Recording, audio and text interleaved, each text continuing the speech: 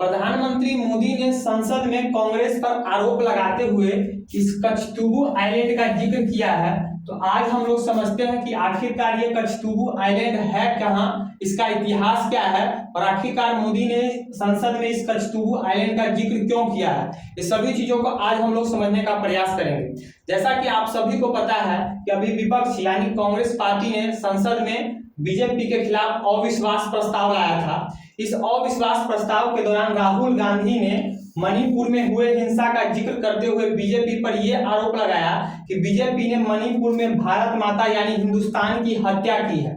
जिसके बाद कल यानी हो गया 10 तारीख को प्रधानमंत्री मोदी जी सदन में इसका जवाब देने के लिए आते हैं और मोदी जी ने फिर कांग्रेस पर इस चीज को लेकर कल जो है सदन में पक्ष और विपक्ष दोनों में जो है बहुत ही वाद विवाद होता है। जिसके बाद जो है विपक्ष यानी कांग्रेस पार्टी जो है सदन की कार्यवाही को बीच में ही छोड़कर वॉकआउट यानी सदन से बाहर निकल जाती है। जिसके बाद मोदी जी ये बोलते हैं कि ये जो वॉकआउट करके जो बाहर गए यानी विपक्ष जो बाहर गए हैं इनसे पूछिए कि कचतुबू क्या है। ये जो ज्यादा जो बोल रहे हैं इनसे पूछिए कि कचतुबू कहाँ है। कांग्रेस का इतिहास ही भारत माता को छीन भिन करने का रहा है, ऐसा मोदी जी ने कहा। तो आज वही हम लोग समझते हैं कि आखिरकार ये कचतुबू है क्या जिसका जिक्र मोदी जी ने सदन में किया है। ठीक है, जैसा कि आप सभी को पता है कि भारत के नीचे ये श्रीलंका, छोटा सा ये श्रीलंका देश हो गया। अब श्रीलंका और ये भारत के बीच में जो है पाक जलडमरू मध्य या पाक जल संधि है।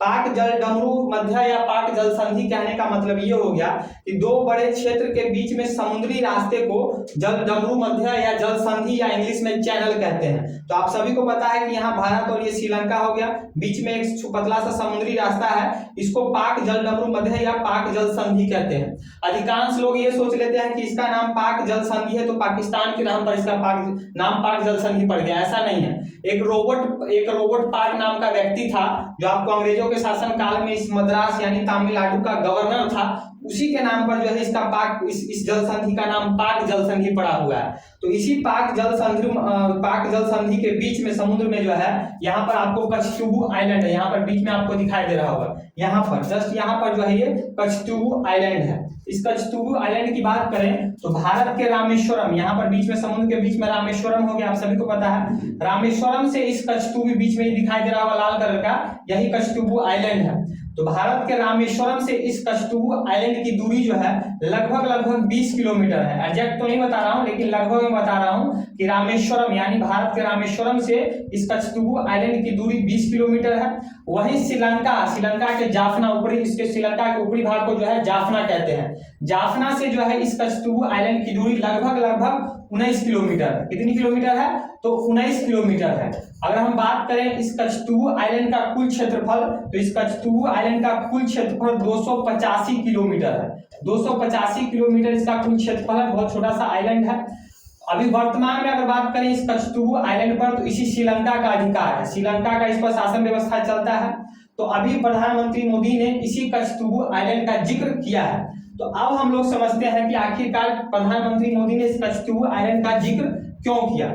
अब देखिए, जैसा कि मैंने आप सभी को बताया कि इस कचतुबू आइलैंड पर श्रीलंका का अभी अधिकार है, तो ऐसा नहीं था कि शुरू से ही, हमेशा इतिहास में भी जो है इस कचतुबू आइलैंड पर श्रीलंका का ही अधिकार था। वैसे आजादी के बाद से ही जो है श्रीलंका इस पर अपना अधिकार कर लिया था, लेकिन भारत हमेशा जो है इस कचतुबू आइलैंड को लेकर अपना दावा करता रहा कि नहीं ये कचतुबू आइलैंड मेरा है। जिसके चलते जो है श्रीलंका और भारत के बीच में आजादी के बाद से जो हमेशा जो है वाद विवाद होता रहा।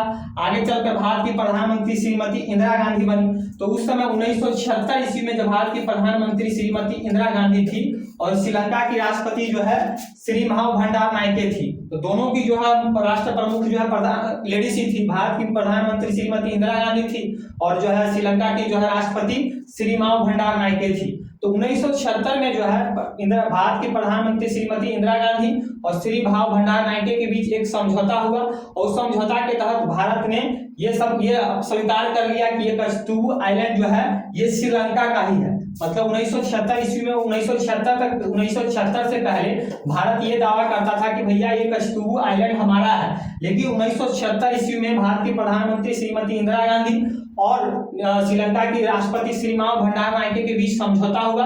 इस समझौता के तहत भारत ने ये मान लिया कि ये कछतुबू आइलैंड श्रीलंका का ही है। लेकिन उसके बाद जो है यहाँ अपना तमिलनाडु का जो सरकार उस समय की सरकार थी, उसने इस समझौते को मानने से इनकार कर दिया कि हम भारत सरकार के इस समझौते को नहीं मानते हैं, भारत सरकार को इस समझौता रद्द कर देना चाहिए और इस कछतुबू आइलैंड को जो है भारत में शामिल करना चाहिए। उसके बाद जो है लगातार आगे भी जो है तमिलनाडु की सरकार द्वारा जो इस चीज का विरोध किया गया। 2008 ईस्वी में जो है तमिलनाडु की मुख्यमंत्री श्री जयललिता थी, आप लोग सब जानते होंगे जयललिता को। जयललिता ने तो इस चीज को लेकर जो है सुप्रीम कोर्ट पहुंच गई। सुप्रीम कोर्ट ने ये बोला कि भारत सरकार ने जो 1976 में ये समझौता किया था कि कछतुबू आइलैंड श्रीलंका का है, इस समझौते को असंवैधानिक घोषित किया जाए और इस कछतुबू आइलैंड को वापस जो है भारत में लाया जाए। तो इस चीज को लेकर हमेशा जो है शुरू से वाद विवाद होता रहा। इसी कछतुबू आइलैंड का प्रधानमंत्री मोदी ने जो है सदन में जिक्र किया था। तो अब हम लोग समझते हैं क्या शुरू से ही क्या वाकई में इस कछतुबू आइलैंड पर भारत का कभी शासन व्यवस्था रहा है या फिर सिर्फ ये बोलबाल में है कि हम लोग बोलते हैं कि नहीं कछतुबू आइलैंड हमारा था, भारत ने गलती से जो है श्रीलंका को दे दिया। तो इस सब चीज को हम लोग समझते हैं। वैसे अगर देखा जाए तो सही इतिहास में सही में जो है इस कछतुबू आइलैंड पर भारत का अधिकार था, क्योंकि आप सभी को पता है कि भारत और श्रीलंका दोनों पर अंग्रेजों का शासन था। अंग्रेजों ने भारत पर भी कब्जा किया था और श्रीलंका पर भी कब्जा किया था। लेकिन अंग्रेजों ने जब भी इस कछतुबू आइलैंड का जिक्र किया है तब भी अंग्रेजों ने ये बात माना है कि कछतुबू आइलैंड भारत का है, श्रीलंका का नहीं है। अंग्रेजों ने इस बात को माना है। इस बात को मैं प्रूफ ऐसे करता हूं कि 1902 ईस्वी में यहाँ पर आपको जगह दिखाई दे रहा होगा रामनाथपुरम, तमिलनाडु में एक जगह है रामनाथपुरम। 1902 ईस्वी में इस रामनाथपुरम का एक राजा और अंग्रेजों के बीच एक संधि हुआ, जिसके तहत ये कहा गया कि अब रामनाथपुरम का राजा जो है इसी क्या कहते हैं कछतुबू आइलैंड पर अपना अधिकार करेगा। यहाँ से अपना जो व्यापार वाणिज्य होगा सब रामनाथपुरम का राजा करेगा और टैक्स के यहाँ से जो है किराए के रूप में टैक्स जो है अंग्रेजों को देगा। ये बात साबित करता है, यानी ये बात साबित करता है कि अंग्रेज भी ये मानते थे कि ये जो कछतुबू आइलैंड है किसका है, तो भारत का है। उसके बाद 1913 ईस्वी में भी रामनाथपुरम के राजा और इस जो है आपको अंग्रेजों का जो राज्य सचिव था, राज्य सचिव इन दोनों के बीच में समझौता हुआ कि कछतुबू आइलैंड का जो है आय का व्यापार वाणिज्य कैसे होगा, कैसे टैक्स देना है। इस चीज को लेकर 1913 ईस्वी में जो है रामनाथपुरम के राजा और भारत सरकार के बीच में राज्य सचिव के बीच में समझौता हुआ, जो ये बात साबित करता है कि अंग्रेज भी ये मानते थे कि ये कछतुबू आइलैंड श्रीलंका का नहीं है, किसका है, तो भारत का है। तो इसी कछतुबू आइलैंड का प्रधानमंत्री मोदी ने कल जो है सदन में जिक्र किया कि जो कांग्रेस ये बोल रही है कि बीजेपी ने मणिपुर में भारत माता यानी भारत माता की हत्या की है, तो उनको ये सीख लेना चाहिए कि जो ये कछतुबू आइलैंड है ये किसने जो है दिया था श्रीलंका को, किसने स्वीकार कर लिया था कि कछतुबू आइलैंड हमारा नहीं है बल्कि श्रीलंका का है। तो कांग्रेस का इतिहास ही रहा है भारत को छीन-भीन करने का। ऐसा मैं नहीं कर रहा हूँ, ऐसा मोदी जी ने कहा। तो आई होप इस कछतुबू आइलैंड के बारे में आप लोग समझ गए होंगे और आप लोग के मन में भी ये क्वेश्चन ये आ रहा है क्या कछतुबू आइलैंड दोबारा हमारा नहीं हो सकता है। तो देखिए अभी हमारे लिए बहुत ही नामुमकिन हो गया।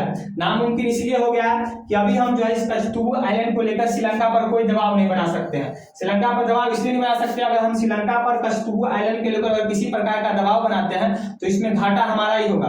घाटा हमारा इसलिए होगा कि आप सभी को पता है कि श्रीलंका के नीचे जो है एक हम्बनटोटा बंदरगाह है, यहाँ पर एक हम्बनटोटा बंदरगाह है। इस हम्बनटोटा बंदरगाह को श्रीलंका ने 99 साल के लीज पर चीन को दे दिया है। जिसके बाद चीन यहाँ पर लगातार अपनी विकास को कार्य करने में लगा हुआ है, जो हमारे लिए ऑलरेडी एक सिर दर्द बन गया होगा। अब मान के चलिए अगर हम इस कछतुबू आइलैंड के लेकर श्रीलंका पर कोई दबाव बनाते हैं, भारत सरकार इस कछतुबू आइलैंड को लेकर श्रीलंका पर कोई दबाव बनाती है, तो हो सकता है श्रीलंका इससे बचने के लिए फिर से चीन के शरण में चल जाए। और जब चीन के शरण में जाए तो चीन का काम ही यही है कि दूसरे देश को कर्ज दे दो और कर्ज के जाल में जो अपना फंसा लो। अभी वैसा ही किया है। तो हो सकता है श्रीलंका अपने जो इस हमसे बचने के लिए, भारत से बचने के लिए ये जो इसका ऊपरी क्षेत्र है ये जाफना भी चीन को दे दे, फिर चीन यहाँ भी पहुंच जाएगा, तो चीन और नजदीक हमारे पहुंच जाएगा, तो हमारे लिए और सिरदर्द बन जाएगा। तो अभी हम जो है चाहकर भी श्रीलंका पर कोई ऐसा दबाव नहीं बना सकते हैं कि कछतुबू आइलैंड हमको जो है वापस कर दो। तो आई होप ये वीडियो आप लोग समझ गए होंगे कि क्या मैं समझाने का आप लोगों को प्रयास कर रहा था। अगर ये वीडियो आप लोग को अच्छा लगा हो तो इस वीडियो को ज्यादा से ज्यादा अपने दोस्तों के साथ शेयर कीजिएगा।